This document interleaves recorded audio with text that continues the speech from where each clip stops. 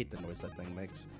All right, hello everybody. Welcome back to another episode of Between Two Pods. My name is Slade. This time I'm joined by Marie from Two Girls, One Reusable Cup. Hi. Hey, happy to be here. I've been looking forward to this. So it's really cool. It's going to be a lot of fun. I was telling you beforehand, I have a couple questions from myself, but I also have some from our friend Dan from Casting Views, because Dan is always the inquisitive mind. So it's nice to ask him if he has any other opinions on things. Wiping my mind wasn't enough for him. I slightly have to apologize for coming up with that idea, but I'm glad he's rolling with it, because I love the Mind Wipe series. It's a lot of fun. It is.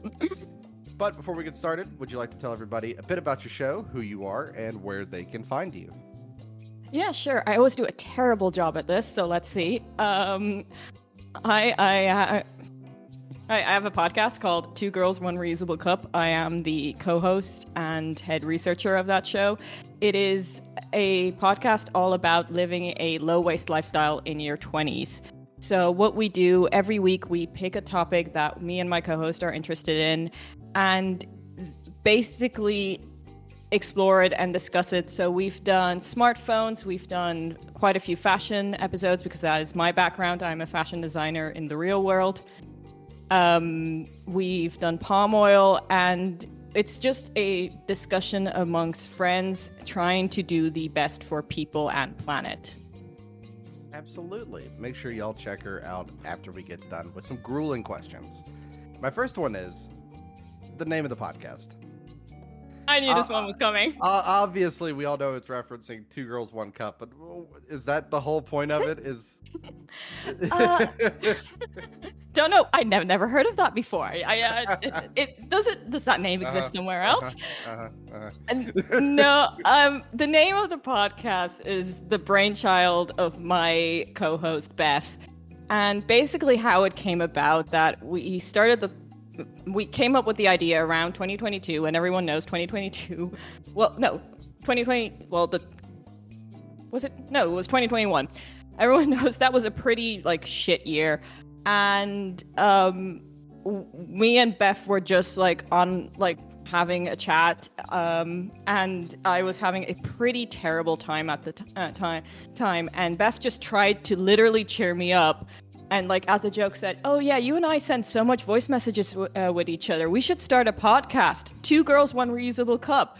And it literally just started off as a joke to try and get me to laugh. And then we kind of looked at each other and went, "Hang on, there's something there." So then it became the name of our podcast. And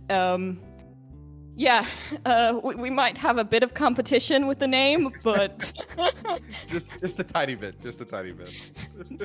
Yeah. Well, it does make you stand out by a lot.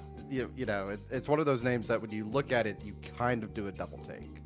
Yes, I recently had to present the podcast to a group of people, because I was at an event, and it was a mainly Portuguese audience, but I saw at least two people kind of suddenly wake up when I said the name, and I was just like, you get it. I know what you were doing in the early 2000s. It's like the original Shock Challenge video is what that is. Yeah. So I guess this kind of helps, and you've softballed me into my next question. How did your podcast start? So it started with you and your co-host Beth essentially sending voice notes back and forth? Yeah, I always say the podcast was born out of depression. So yeah, me and my co-host Beth, we've always been environmentally conscious. We met at university, and even then, she tried to start a recycling scheme that got shut down by our dorm because apparently it was a fire hazard. And we've been kind of on this eco journey together. And because we both live in different countries, we just always sent each other voice notes about just random things we saw that irritated us, or things in the eco movement that we didn't quite agree with. For example, eco toothpaste is the worst thing in the world. Why can't they make eco toothpaste that tastes actually good? And so it was just all those things, and it literally, I think we've got 5 or 6 episodes in those voice notes alone, if there's any way to transcribe them.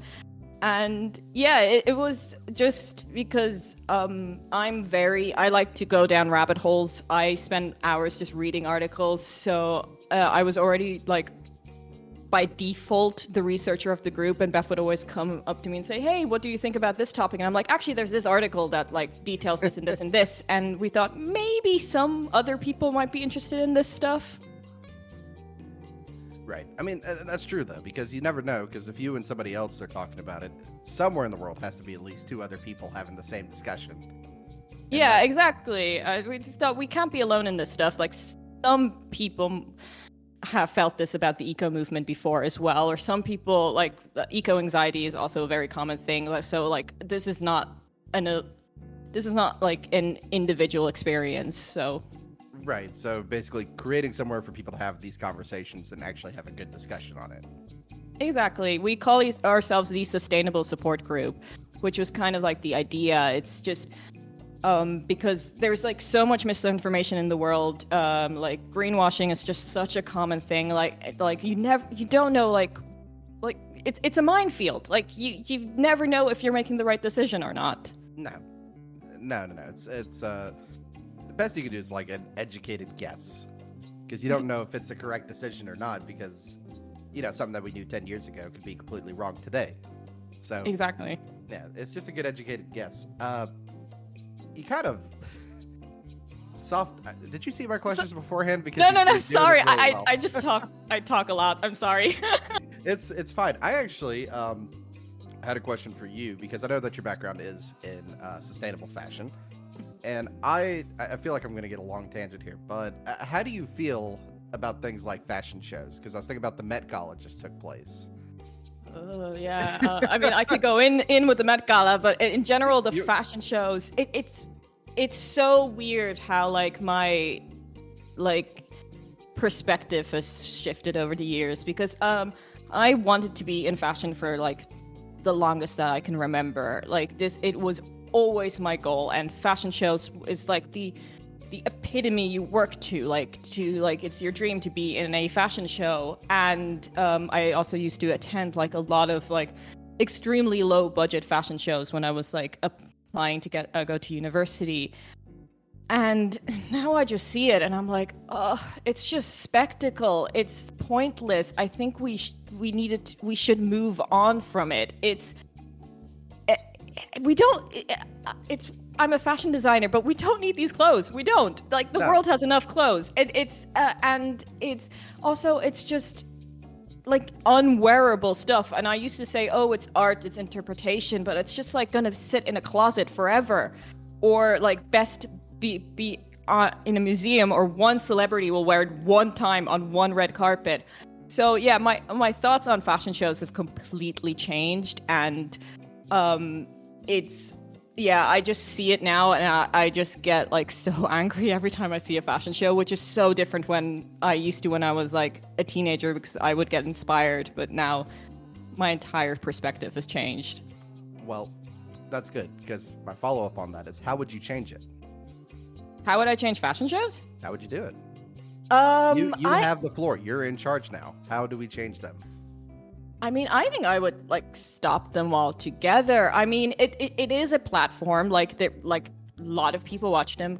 Quite a few people attend them. We had some like interesting things happen in COVID where it was virtual fashion shows, which I thought was like interesting. But I think maybe use it more to, instead of like, because always fashion shows, fashion collections have a theme, but it's usually like florals, like it's or like a broad subject, and actually like, I don't know, like show like the impact that the fashion industry was doing. Maybe like have the same fashion show every single year where you show the exact same clothes, but because it's like shit is not changing, things are like still the same, or just or have a fashion show at places that are like directly impacted by the fashion industry. So for example, a sweatshop, or Cantonmanto Market, which is the largest secondhand market in the world, which has landfills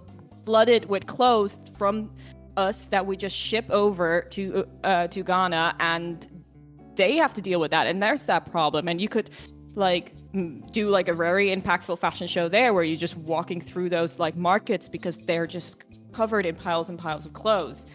I think when I did my final collection at university, I like, because I have a podcast, so it's no surprise. I do like to give a speech. So my presentations, because we always had to present our work, and my presentations were basically big lectures. Like when everyone like would get like when it was my turn to get up, everyone, it was almost like the sigh, like, oh God, what are we gonna get now? Like, what are we gonna get preached at now? But I said, like, the age of fashion designers is over. It's now the age of problem solvers. Like, we shouldn't design anymore. We should solve problems that actually we created and we need to solve, because we can't go on like this, because it's not sustainable. Right. And then I guess going on that, and first of all, I love the idea of having the literal catwalk going through, just like, I don't want to use the word because I feel it's a bit derogatory, but it's the only one that comes to mind. Slum, essentially, and just trash pile of clothes. I feel like it would partially be missed, you know? Yeah, I mean, someone recently just did it, because I read about it in The Guardian, because there's a pile of clothes in the Chilean desert that you can see from space. Like, that's how big that, like, landfill of clothes is. And someone did just do a fashion show there. But I haven't read the like details of it, because like some people do that, interpret sustainability in a way like, but it's not really sustainable. Like the Met Gala theme is like a big example of that. Or like I don't watch the show, but I did see like a clip of it where like America's Next Top Model tried to tackle sustainable fashion, and they had like a photo shoot in a literal like landfill where they had the models like surrounded by trash, but the clothing itself was made out of plastic. And I'm like, well, you're just adding to the problem. Like, it's a very impactful visual, but if the clothes themselves aren't sustainable, it kind of misses the point, in my opinion. Right. It would be more interesting to see, like, you got to go figure out the outfit from the big pile of clothes. Would be that. I think that's one of the ways you could do it, to show that, like, oh, just because your shirt's old doesn't mean it's out of style. Your shirt's just old. Exactly. I mean, I speak about this on my podcast so often, but like, trends are made of bullshit. There's no such thing as a trend. It's just marketing. It's just people trying to sell you more clothes. Like, being on trend, being stylish means absolutely fucking nothing. Clothes are clothes. No, exactly. I mean, I'm very much a shorts and t-shirt person, and I've had the same flip-flops for like 8 years. Amazing. They're like great. They're nearly like paper thin. They're the ones I wear around the house, cutting the grass, stuff like that, But I just don't get it. I've never understood the clothes thing. I grew up with a mom who was very much like, and my girlfriend's bad about this too, 8-10 pairs of shoes. Now, to their credit, they like rotate them out, but I have like the one pair of flip-flops, a set of nice like tennis shoes, and my work boots. And that's I've never understood buying all the different, outfits and everything. But I feel, yeah.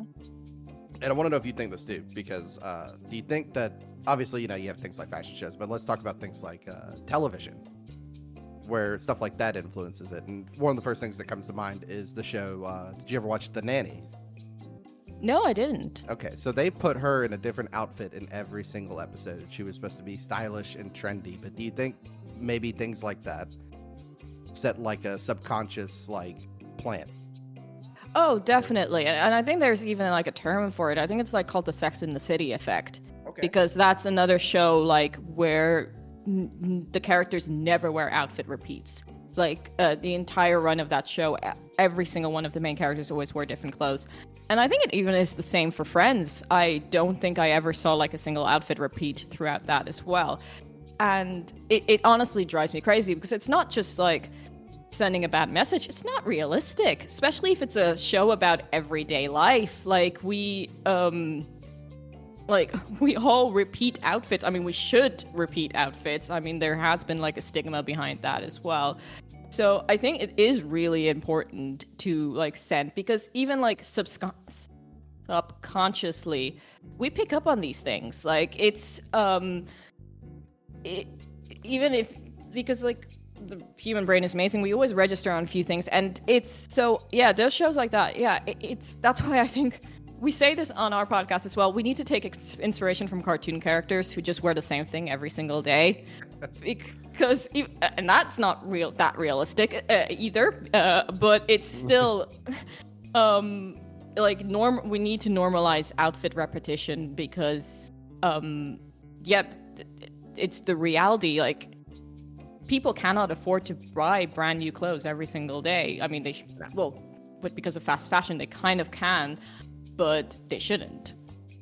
Right. I mean, like we're talking about what we wear in our daily lives. I mean, I work in engineering and construction. My wardrobe is mostly orange shirts and, yellow shirts, so I don't get hit. But, like, I always go to the thrift store or, the Goodwill here to buy work pants, because I know, A, they're secondhand, so I'm not going to spend a fortune on them because they're going to get destroyed. Like, when I finally retire a pair of pants, they are just, like, covered in oil, concrete, like, everything. But yeah. I feel like most people can't do that if they're working, especially, like, an office job, because you're also going to have that stigma there. Yeah. I don't know. I think it was, like, I don't know. I think probably in the States, where it was like a news anchor, where she literally decided that she was gonna wear, like, okay, this is my Monday outfit, this is my Tuesday outfit, this is my Wednesday outfit, and like do outfit repetition. But like she got, I think, in trouble from the network, because they're like, oh no, because like people need to know which day it was, this news story, and if you're always in the same outfit, people don't know, like they think this news story dropped on this day or stuff like that, because in the world of short form content, I'm like, oh god, that is so stupid. But it's just like amazing, like all the things that like the thought, but it's not really thought, but goes behind of it. But like, it's ridiculous. I probably saw on Twitter, I'm a massive Bridgerton fan, and right. It made me laugh. There was like a line in between one of the like characters where someone just says, like, we might need to wear this dress to another ball because we're running out of money. No. Oh, the humanity! How dare you? How dare you? Yeah, wear the same dress to the same lavish ball. So, my next question in this, because you actually got me off my questions and on a bit of a tangent, which is one of the things I like about Between Two Pods. Sometimes the questions just come up as we go. What is a realistic change you would like to see in people's life? What, like a realistic one, one that's not going to be too demanding and the average person should be able to get behind.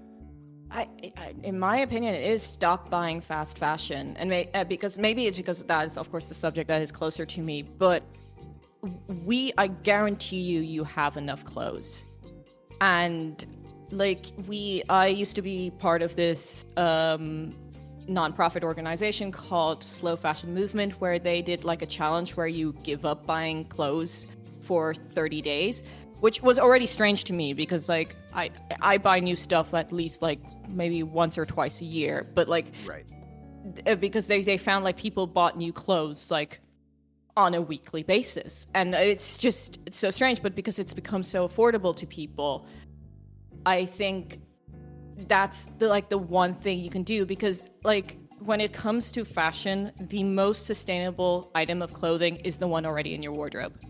It's the one thing you already own. And I think that is like the one change. I always say the key to sustainability is think. Do I actually need this? Will this impact my life? And also, this might be a bit morbid, but think, what's gonna happen to this when I die? Like, it's right.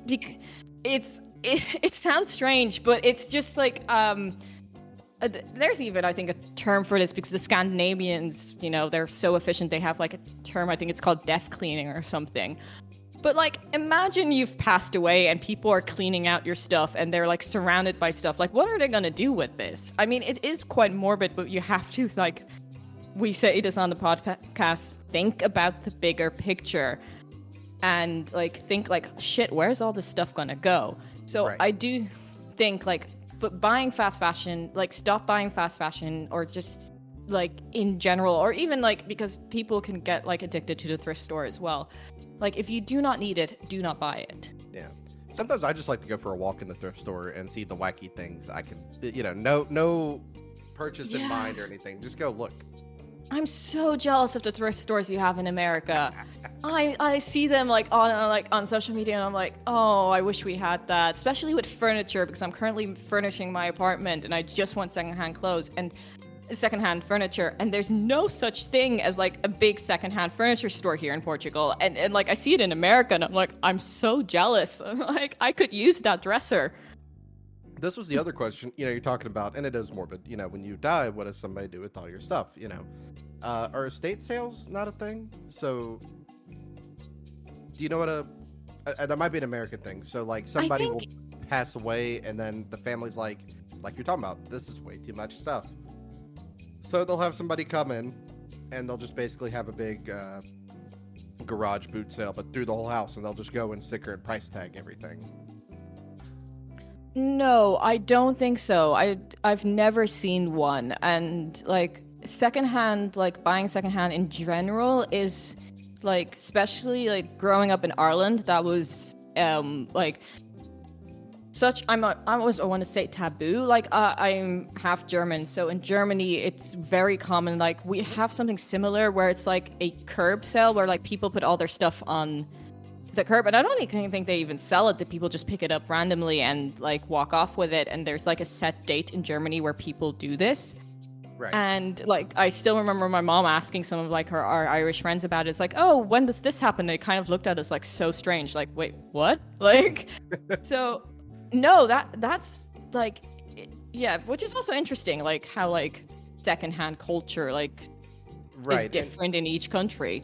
And it happens. There was one like in my neighborhood probably last weekend. If I drove around for a bit, I could probably find one this weekend. And I've gotten like instruments and other things. Again, secondhand. I've gotten tools and a dresser here or there from them. And that's actually a really good idea. To me, it also helps. I think the family like get rid of the stuff, because like if I passed away tomorrow, mine would not know what to do with any of this stuff. They'd have no idea. The audience can't see, but I'm pointing behind me at the wall of video games back there. They'd have no idea. They wouldn't know. All right. So we have the realistic change. What is the most drastic? The most drastic. I mean, I think. I think falls two things. I think being, I think maybe it is going vegan. Because this is a very hot topic of debate in the environmental community, and there is quite a lot of, there's quite a lot of evidence, of course, like, the impact of cattle farming on the environment would but then at the same time and going vegan I think would definitely reduce, but it is such a big change to ask of people that in a way I think that's maybe unrealistic, because like especially for me coming from a predominant meat-eating culture. I'm German and I'm Hungarian. Like, right. I don't think there's a single traditional Hungarian meal that is vegetarian, let alone vegan. So, and I think food is such an important part of culture as well, that asking people to give that up is, I think that it's a hot topic for a reason. And I think that would be the most drastic change. And I think that is only like a change that would happen with outside like government help. That's how I see the most drastic change, because like vegan products in supermarkets are way more expensive than regular products. And like one way you can solve that is through subsidies, where they actually the government makes vegan products more cheaper, so people are more encouraged to buy that. But that's not done. So that's how I see like the most big drastic change, when you actually have to get the people in charge to agree on something, and that is almost impossible. That's a fantasy. No, you're never gonna get them to agree. No. If you want to watch people disagreeing that are in charge, just take a minute and watch American politics for a little while. Try to get a big group of people to agree. It's a headache. Hey, at least you all agreed on banning TikTok. Thankfully. I don't know if you've heard. I cannot stand TikTok. I think it's like the worst social media platform. It's mainly because they introduced that, I've talked about it, but where it's like two people on the screen and one person is the actual video. And then on the other side of the screen, they're just making dumb faces or they're talking over the original video. I hate those people. I hate them. Yeah, no, it's lazy content. I have to agree, but I agree. But I've actually been recently using TikTok quite a lot because it is the best like editing app. Like on like their editor like completely outshines Instagram. Like so, what I do is just like my TikTok itself is just like a literal dumping ground where I literally like film and dump all of my ideas, and then I download it off and then just like put it on my other social medias as more like constructive content. But I mean, this is a tangent, but I think this is the marketing side of me, but I think every social media has its place. But yeah, especially stuff like that is just lazy content with like the reaction stuff. No. I think that's what it is about TikTok for me, is that it makes content creation lazy at times for what people can do. Some things are cool. Don't get me wrong, but it's the lazy form comment. I feel like it's an easy breeding ground for it. Yeah, like the Reddit stories where like people literally just steal stories off of Reddit and then read them out. And they have like the robot voice that reads it out while somebody is like doing a parkour map in Minecraft, and you're like, what am I doing? Yeah, these two things aren't connected. Yeah. No, I agree. All right. So from both our friend, the lovely Dan from Casting Views, based on the podcast name, do you have a favorite cup, and why is it your favorite cup? Now, I thought I'd be a little cheeky, and the cup I bought is actually a recycled glass from a beer bottle that I bought in Alaska a while back. Nice. That's a good one. Do you have a favorite cup? See, I had a feeling that this was coming because you asked Dan what his favorite view was, so I was just like, oh. I mean, I think, my favorite cup is my reusable collapsible cup, because it's so convenient, because like it's made out of silicone and you can just collapse it and like put it in your bag. So I do use that quite a bit, so I think so. Or generally, like, I mean, like a gin glass. They're like, I mean, it holds my favorite drink in the world, and they're also really pretty. There we go. You're also a gin drinker? Oh, yeah. It's also like just one of my known personality traits. I'm a bad German. I don't like beer. I don't like wine. It's like it's gin. How dare? Yeah. It's a bit awkward because like it's like fine to have like a beer at like 1:00, but maybe like a gin and tonic, you get a bit of a weird look. Yeah. No, I find that either you really like gin or you absolutely don't like it. It's one way or the other. Yeah. What are 2 or 3 bits of advice you would give somebody that was starting out in the world of sustainability? The first one is use what you have. And I fell for this. When I started my first sustainable journey, I read all these blogs about stuff like, your reusable cutlery set or your reusable mug. But like, you can just bring cutlery from home with you. You don't need to buy a separate set, which I did. I bought a bamboo cutlery set. So you can just like wrap your cutlery from home in a napkin, bring it with you. Same with, to be honest, reusable cups, against their namesake. You can literally just bring like an actual mug with you, and that will do, unless you need to like protect the top of it. But like jars fall into that category as well. So like, use what you have. The second one is, do not throw out stuff that is considered unsustainable. Like, for example, I see this a lot with fast fashion. where people are like, "Oh, I just cleaned out all my wardrobe from all of my fast fashion brands," and I'm like, "No, you bought the stuff. You already did the damage. Like, it's done. Like, donating is just gonna create more problems, and that's like." So, like, you've got the stuff. Now you just have to learn how to look after your stuff. So that's it. Don't throw anything out. Unless it's, like, actively harming from you. Like, unless it's, like, a toxic piece of clothing from Shein. Then please get rid of that.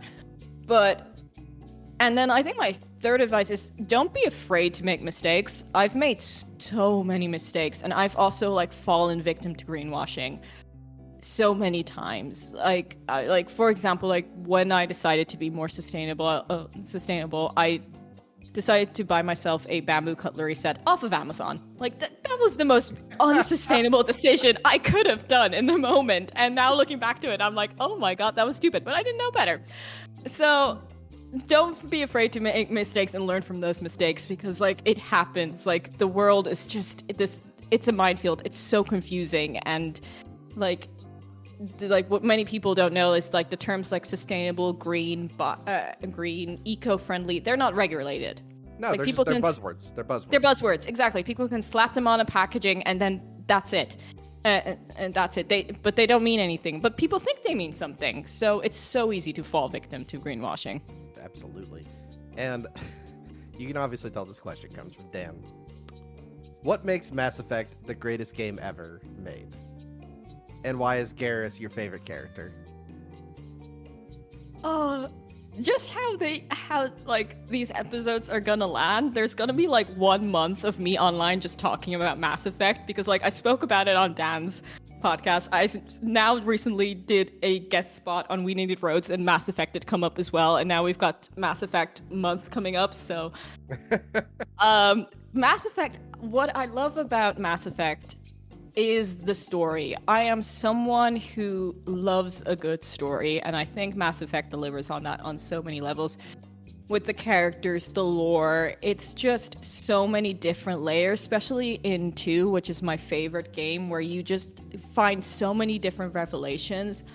I love the threat of the Reapers. I think, like, they're a very intimidating villain to have throughout the season, but also, a kind of good villain, you kind of see their point. Right. So, like, it's like the Thanos thing, where you're like, oh, maybe civilization does need a reboot. So that's why, like, I think Mass Effect is so good. I think, like, in terms of gaming, like the gameplay itself is not revolutionary, but it's the story, it's the characters that really make, for me, the best game in the world, and why it's superior to everyone else. And then, of course, it has Garrus, who is my space boyfriend. Garrus is just, I mean, he's a smooth talking alien. I mean, why wouldn't you love him? But also is just I won't say good guy, but he's an alien. He's a good alien. I mean, he, like, especially when you go down the romance angle, you can show that he, like, respects Shepard and is, like, just a good alien boyfriend. But I love him. I mean, he's so cute. He's just, he's finally done with the calibrations, it's just, like, I wish, there was more Garrus in Mass Effect. Like, the little, like, cutscenes we get of him is not enough, but every time he's, like, on screen, I'm like, yay, there's my man. I told Dan, I was like, because he played a game, well, one of my favorite games of all time. And I'm like, well, I guess I gotta finally play Mass Effect then. Because I've not, but my Steam Deck's been a little preoccupied with some other games at the moment, so as soon as You're the gaming podcast. You need to. Like, I love Mass Effect. I mean, to be honest, I don't have, like, a large framework to compare it to, because, like, if I can play another game, like, if I have time to play a video game and there's a choice between, like, one game or another, I'm like, I might as well just play Mass Effect again. Like, I've always heard good things. They had the anthology on sale, so it was all of them. Mm-hmm. So I got it for $7 and installed it. And then, actually, this will come out after it. So we got an early access to a game by my favorite critic. Mm-hmm. So 2 weeks before it came out. So I've been playing it nonstop. It's really cool. Yeah, it's been a lot of fun. Which these come out I record these really far in advance, so everybody's probably heard that and told me to shut up about it already. Speaking of video games, so Mass Effect is the go-to game, even if you have another option. Yeah. Oh, okay. Did you grow up playing video games, or is this something as you got older? Oh no, older. Like the debate that I had with my mom, just so she allowed me to play The Sims 3, was like the biggest fight like my household has ever seen. Like no. I have a very, very German mom who like always viewed video games as like a waste of time, and even now, like as an adult, I feel really guilty playing video games because I've got that voice in my head, like going, "Oh, you could do something more productive, like go on a walk," like fall into that German stereotype.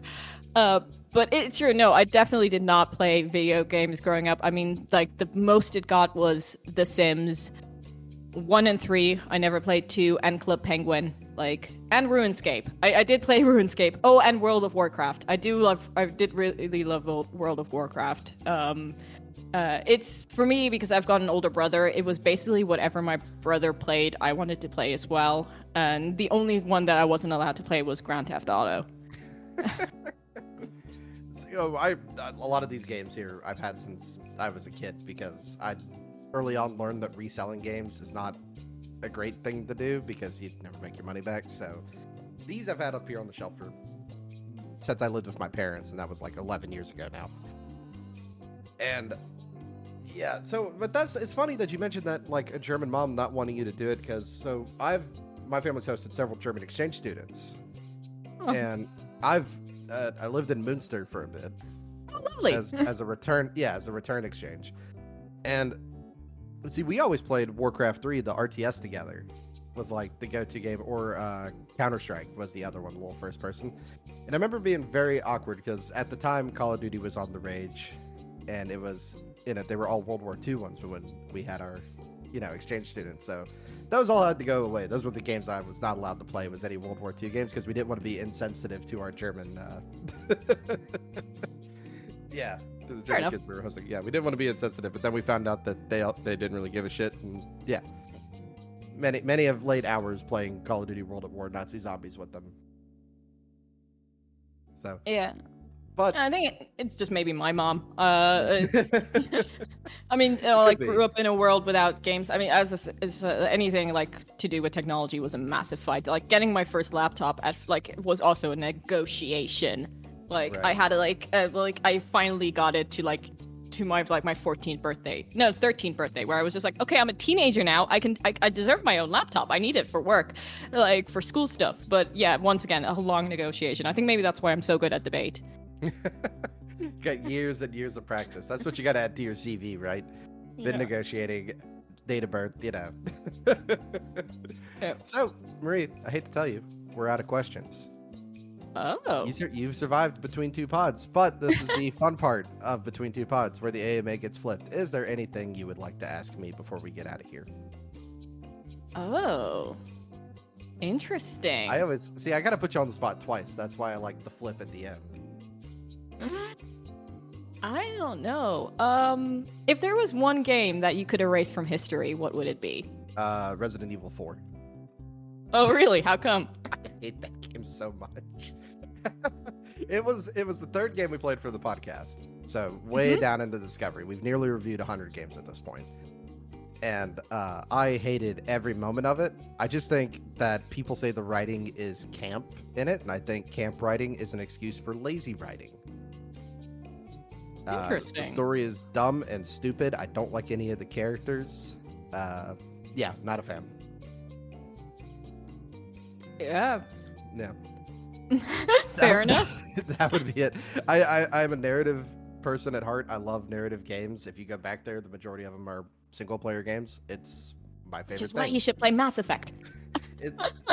As soon as I'm done playing this game with the embargo on it, then yes, I will move on to Mass Effect. I told Dan, and I know Dan's going to be way too excited about it, and I'll probably get back on Casting Views to talk about Mass Effect. I think it's funny how we kind of created like a cult of Mass Effect, like in the like in our little podcasting sphere. Like we got Chatsunami, you're the next one. Like we're gonna convert everyone. There was a bit where Chatsunami was just talking about Mass Effect constantly on their Twitter account, and I sent Dan a message. I was like, "Hey, are you running the Chatsunami Twitter account? Just wondering." Yeah. I knew it was Dan's influence. But Yeah. the game I got Dan to play, it's one of 2 games I've given a 10 out of 10 to in the rating. It's called Undertale. Yeah, I've heard of that before. If you've not played it, it is one of the greatest games you'll ever go through and play. Don't let its looks deceive you, because the art was done in Microsoft Paint. Don't let the looks deceive you. It is one of the greatest stories you'll ever play through. Oh, see, I have to admit, I am someone who kind of falls for aesthetics. Like, I do need aesthetics, and I can't play first-person camera either. Really? I suffer from motion sickness, so I think that's that's what I looked at Fallout, and I'm like, oh shit, no, I don't think I could play that because you can play it in third person. There's a third you person. can. Because Yes, I've only seen playthroughs with first person. Yeah, there's a third-person camera angle that you can play at. Oh, good to know. Because I need to see the character. Otherwise, if you know when it's like pretending like you're looking at the person like it was you, that just fucks with my brain. I can't. I really hope we're allowed to swear here. I'm sorry, I did not ask. No, it's your episode. You can say whatever you'd like to. Yeah. I'm one of the people. I don't believe in censorship, but mainline I'm the game same. club. Mainline game club, we do bleep things. But that's because we found out if you don't have the explicit tag, you show up better in the algorithm. Oh. Yeah. Oh. Yeah. Oh, see, I did not know that. Like, we've always had the explicit tag, but I feel like that comes with the thread with our title. I think just with the name alone, you're gonna get the explicit tag. I think just the name alone, you're gonna get it. But that's what the algorithm likes, the non-explicit stuff. I think I may have mentioned this before, but I come from a very small village in Hungary, and to the point that everyone knows everyone. Right. My family is practically the royalty in that village. And basically, one of the school school teachers, the English school teachers, has found out about my podcast and has added it to the English curriculum, which I am flattered about, but I don't think my podcast is the best for learning English unless you want to learn a lot of swear words. Well, that's what everybody wants to learn. Everyone wants to learn the swear words first. I just remember opening my analytics and Hungary was suddenly at the top. I'm like, what the fuck happened? And then my dad told me, it's like, yeah, it's part of the school's curriculum now. I'm like, oh no. I don't think there's anything such as bad press, but you know. Maybe not appropriate for kids. Maybe not. So another question I do have for you, because this is a thing we do on our podcast. So we always have sustainable wins and sustainable sins. Ooh. So I'm going to ask you, what is your sustainable win and what is your biggest sustainable sin? I think my job would have to be the win. So people probably get sick of hearing it, but I do geotechnical engineering. So we test on job sites, soil, concrete, asphalt, that kind of stuff. Whatever makes a building go up, make sure it's not going to fall down, and it'll be here for the next 100 years or whatever. Part of that, we install what's called monitoring wells. So not like a water well or an oil well. So this well, you'll see it outside of a petrol station. And there's a universal logo for it. So next time you're at a petrol station, look at the ground. There'll be a metal cap. And the metal cap will have a triangle on it. That's a monitoring well. So what those are for is the tanks that hold petrol or gasoline underground. They are notorious to leak. They are notorious to leak. But this comes from time, pressure, and the soil will eat away at it a bit. It's not really the chemicals. It's complicated. But so what these wells do is they are looking for leaking gasoline, essentially. So they get checked, in a certain, depending where you live, the intervals could be different. It could be once a month, could be every 3 months. It just depends where you live and their environmental standards. So if that is leaking, somebody will go over there and they'll check this well. And the well's not deep. It may be only, for you, 2.5 meters down. That's not deep whatsoever. but it's gravity will basically like drag the gasoline liquid in a certain direction, and so they're strategically placed. And yeah, like I said, it's making sure that those chemicals aren't going down and out and into the groundwater where they could cause a lot more problems. That's amazing. I mean, it's something I don't know anything about. I mean, it's not my world at all. Is that fairly new? Like, no. My granddad did it. Oh, really? That's nothing new. My granddad was. It's a very niche job. Most people don't know about, but yeah, so our family's been running the business for January, be 50 years. And my granddad did it for the state before he went, after he retired from working for the government. Then he started, he opened his own business. My dad went with him, and now I work there. And that's about 10 years ago. I started working there. So I've done a lot of those wells, putting them in. But it's a neat process. And so it's just a little piece of like plastic, like a hard plastic, goes in there, and it's got slots cut in it. And then they have this little device that goes down there, and if it's just, groundwater or it's empty, the device will have like a little beep code to say that. But if it picks up any chemicals, then, it'll sound like an alarm going off. So they're really important. But next time you're at a petrol station, you see a little metal disc on the ground, and it's got a triangle on it. That's what it's for. Oh, I don't drive, so I'm rarely at petrol stations. And like, I'm wondering if that's the same situation here in Europe. Yeah, so that's supposed to be a universal symbol for them. I don't know. It depends on your environmental coatings and standards, stuff like that.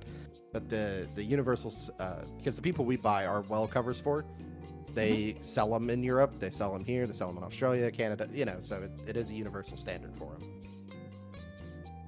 Oh, great. Do you just drive around your town and go, that one's one of mine? Kind of, yeah. So we don't upkeep it's a different company that goes back and tests them and, checks on them. We just do the installation.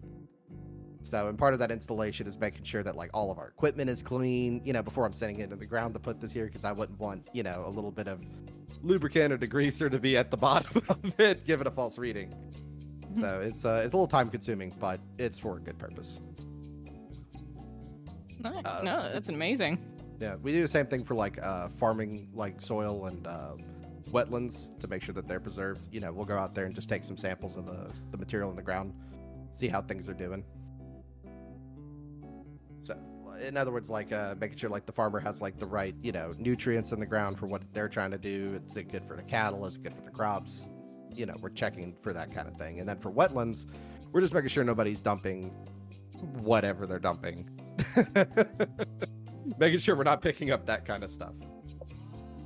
To give you an idea of something, this isn't us, but we drilled at a baseball stadium here in town, and we found where years and years ago the railway that's next door had thrown a bunch of stuff away. The soil and material that was coming up was the color of my shirt, so it was jet black. To 20 foot down, it was jet black. And it smelled... Not a good sign. No, it smelled like the worst bathroom you've ever been in at a nightclub. So... yeah, and then you're getting the little metal railway spikes were coming back up with it too, and other debris. Yeah, it happens occasionally, so that place has been flagged for a cleanup. But that's the important of what we do, and that would be my sustainability win. I mean, that's a great sustainability win. I mean, I think that trumps all the ones we've had on the podcast so far, because... Yeah, I'm you do that on a daily basis. Right, I'm giving a brief overview of, how geotechnical and environmental engineering works. If you want to see more about the environmental side, I'd recommend Born to Drill on Instagram. She does a lot more than I do. Very, very good. You'd be surprised because our job is so niche, but everybody likes taking photos and pictures. If you look up hashtag geotechnical drilling or engineering, you'll find it all over Instagram. Because we get to go to remote places that are really pretty that no one else ever gets to see. So it's fun. And then I don't know what my worst one would be. It's probably that I order too much from Amazon. I'm a bit of an energy drink addict. And to save money on energy drinks, you can buy them cheaper if you get the case of them. But what I try to do is, instead of just ordering one case a week, I'll get 4 at one time. So it lasts me the month. Oh, just a month. Like I said, I'm addicted to things, and I've been trying to cut back on them, but I don't sleep much, so it's what keeps me going. And there's probably a little correlation in that, but I do get like caffeine headaches if I don't have one for a while. Well, I'm not a doctor, dude, but that does not sound healthy. Now, her girlfriend says the same thing. She's like, "They're gonna kill you one day." I was like, "Well, I'll be awake for it, I guess." Oh shit. Yeah. Oh god. I mean, that's no offense, bad on so many levels. Yeah. I mean, Amazon is a tricky one. Amazon is coming up on our podcast soon as well, where we're going to do a deep dive. But it's I mean, even I still now sometimes have to buy stuff off Amazon because I like where I live like just doesn't have the stuff that I need, or I have to say sometimes I don't have. I know this is so bad, but I don't have the energy to deal with the language barrier. Like, it's just when I need something done quick, or I need something like, right. Like especially something to come to technology. I'm like, oh, my Portuguese is not good enough to discuss this with like a random employee, and I always feel so bad, like just going to them and like saying, hey, do you speak English by any chance? Like, because like I'm meant to be learning, like I am learning Portuguese, but it's such a hard language. Right. Right. And I mean, that makes sense. And, the other thing is, like, I always say, and, you're talking about, roll us back a bit, people going vegan. My argument for the realistic half of that is buy your stuff local. If you can get, if you can get your meat from, like, the local farmer or, in town or somewhere nearby, get it from there. There's a shop that's maybe a 20-minute drive from here, and it's cows that are raised here and, butchered and everything else, and I can buy my meat from there. It's a little, maybe $1 or $2 more a pound, but I'm getting it from here. I completely agree with that. I mean, my like I didn't eat as much fish as I do now when I moved to Portugal, but I literally live right next to the ocean. Right, and that makes sense. So it's like there's so many like little fish markets here that you just go and from local people, and it's I agree with that. I also like come from a farming background on my Hungarian side, so that's like another like argument for me as well with veganism. Like I know people who this was their livelihood, and like how big because like when I was like 5, 6, there was no like big supermarkets in my village, and then the big supermarket came and it almost completely destroyed the local industry, and I like saw how badly that affected like my relatives who were farmers. So yeah, no, buying local is a great advice. I think that's the best, because like here, and it's not far from my house, there's like a local farmers market, and they're open like every Saturday till 1 or 2 o'clock in the afternoon. Just go over there and get what you want. Yeah. No, farmers markets are great. Again, more of an American thing than here. Which is it's surprising. It's such a easy and to me a simple idea, and the state owns it. The agricultural department owns the farmers market, like the big building that they set up in. They own it, so it's it's not a hard thing to do. I don't think it's just a big open space. Yeah, I mean, we have farms. I'll say like the little market installed, so it's like a big, just open metal building, and I think they have to like rent the stall they sell their stuff at, but it's not much for it. Oh.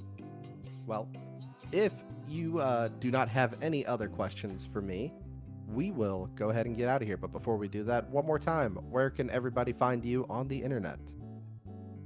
So my podcast is called Two Girls, One Reusable Cup. Like, we didn't repeat it enough on this episode.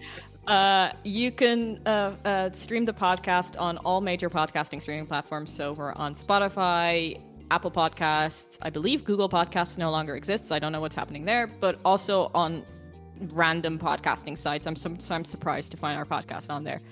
I just upload our episode and hope for the best. You can also find us on YouTube. We are currently at 16 subscribers. So if you would like to click that subscribe button, I would really appreciate it, because I really want to build our YouTube channel up. And then like on our socials, we've got Twitter and Instagram. So 2G1 Reusable Cup is our handle. And you can find me personally at Life on Mars. Well, Maria, thank you so much for coming on. This has been a lot of fun. Yeah. I always find it a little challenging when I have like a podcast that's not video games because my first thought is, oh fuck, what do I ask him? Yeah, but it's for me it's a good challenge though, because it's like, well, I gotta have a conversation with this person. Let's see what we can do and where it goes. This has been a lot of fun. Yeah, I really enjoyed myself. I mean, I can talk about sustainability and fashion forever, so it's... Alrighty. Well, we will see everybody in the next episode. Thank you for listening.